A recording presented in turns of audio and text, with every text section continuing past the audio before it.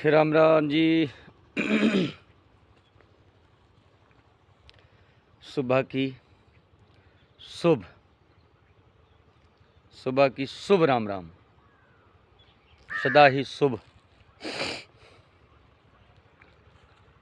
शुभ विचार तो आते हैं मन में हर किसी के, पर कहीं न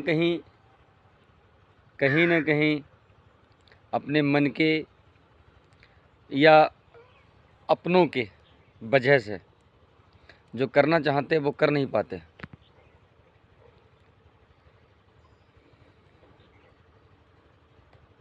कर विचार देखो मनमाही,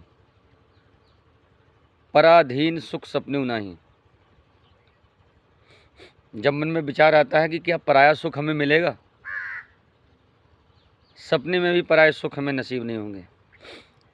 हमारा जीवन हमारी करनी पर निर्भर है। जो हम करनी कर रहे हैं उससे ही तो हमारा जीवन है। जो हमें मौका मिला है,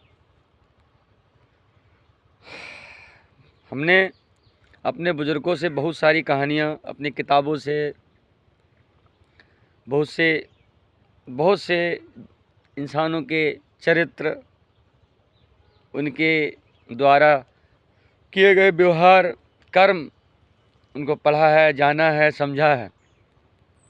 उन सबको जान के, पढ़ के, समझ के, क्या आपके अंदर नहीं होता है कि हम भी कुछ ऐसा करें जो हमारी उस जगह है, जो आज हमें जो शरीर ये मिला हुआ है, तो हमें भी और हमारे अपनों को भी गर्व हो, खुशी हो। हम कर क्या रहे हैं? जो भी हम कर रहे हैं हमसे बेहतर कौन जान सकता है? हमसे बेहतर हमारे बारे में कोई नहीं जानता। जितना मैं अपने आप को जानता हूँ, जितना आप अपने आप को जानते हो, दूसरे को दूसरा नहीं समझ सकता है। तो इससे साबित होता है कि जो भी करना है फिर हमें ही करना है। एक त्योहार का नाम देते हैं जिसे कहते हैं इलेक्शन, पर मैं उसे त्योहार नहीं मानता, क्योंकि जिसमें लड़ाई का नाम आए, जिसे लड़ना कहा जाए, वो त्योहार कैसे हो सकता है? त्योहार वो होता है जो लोगों के दिलों में उमंग, खुशियाँ, तरंगे भरता है। और यहाँ इस त्योहार पे क्या होता है? एक दूसरे को नीचा दिखाना होता है, एक दूसरे को कमतर आंकना, एक दूसरे के साथ मनमानी करना। ये कैसे हो सकता है त्योहार? नहीं। कुछ नेता तो मैं देखता हूँ कि केवल 5 साल के बाद ही दिखाई पड़ते हैं, और 5 साल के बाद आके वो हमें समझाते हैं, हमें बताते हैं कि तुम्हें क्या करना है, तुम्हें कैसे जीना है, तुम्हें किसका साथ देना है, किसका साथ नहीं देना है। क्या है ये? अरे वो जो आप 5 साल के बाद ये आके कहते हैं, वो 5 साल में ये देखें ना कि जो ग्राम प्रधान हैं, ग्राम सचिव हैं, लेखपाल हैं, या जो अधिकारी हैं, हमारे कर्मचारी हैं, वो तो अपने ऑफिस में बैठे हैं, या फिर जब आते हैं गांवों में, मैं गांव का रहने वाला हूं इसलिए गांव की बात करता हूं, उनसे क्यों नहीं कहते कि उन्हें जो करना चाहिए वो करें?